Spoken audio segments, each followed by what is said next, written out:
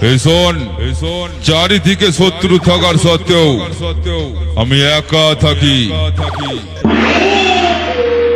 তবু গায়ে হাত দেওয়ার সাহস আজ পর্যন্ত কারণ নেই। শুধু পরিবারের চিন্তা করে আমি কিচ্ছু করি না, না হলে এতদিনে তোদের মতো দু চারজনকে গায়েব করে দিতাম।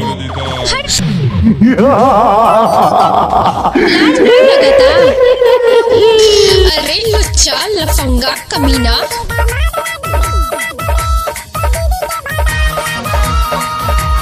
আমি আগের মতো আর নেই, আপডেট করেছি, নতুন কিছু আবিষ্কার করেছি।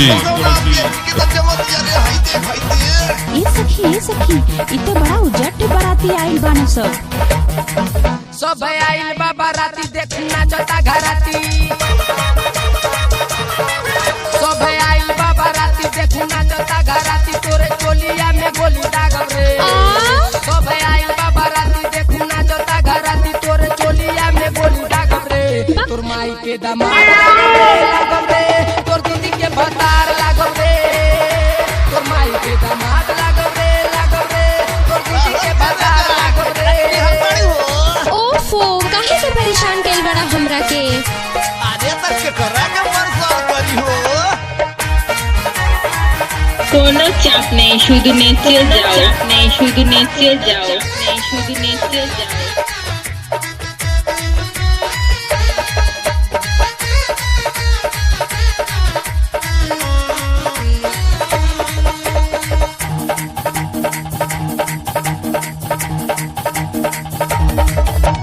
साली दिलदार वाले कर नहीं न करा, जीजा हई तोरे आधा होला हमर बखरा।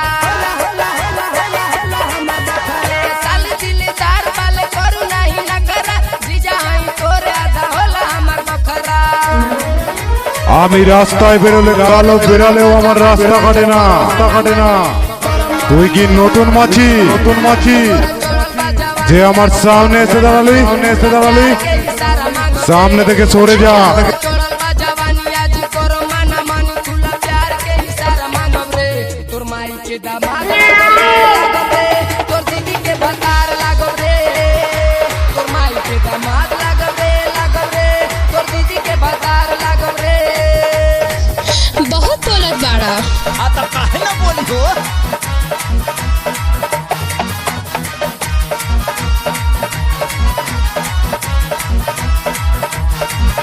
ऑडियो मिक लाभली सुदेव रेकॉर्डिंग कुआरपुर पूर्व बर्धमान कोई सिल तोर तुड़ा आज हमरे, फोड़ दे पटाखा निहर तोर दुनो बम रे। अरे इतना हिम्मत बाका? आज डाल हम गोटी ढीला होई तोर बोटी। কোনো চাপ নেই, শুধু নেচে যাও। आज डाल हम गोटी ढीला होई तोर बोटी, लेवे खातिर सारा रात जागब रे। तोर माई के दामाद लागब रे, झड़ तुले देबो। के भतार लागब रे। तोर माई के दामाद लागब रे, तोर दीदी के भतार लागब रे। एकदम पीछे पड़ गइल बाड़ा। आ त भेड़ी देख के माथी भिनभिनाई ना।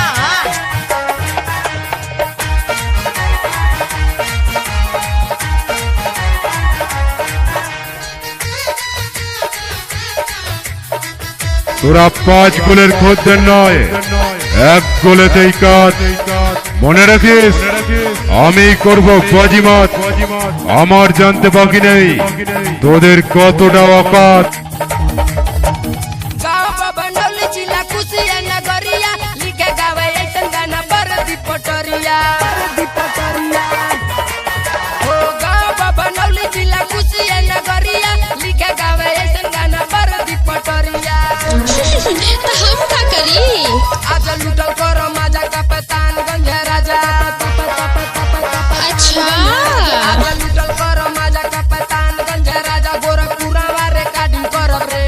আমি আগের মতো আর নেই, আপডেট করেছি, নতুন কিছু আবিষ্কার করেছি। लागब रे,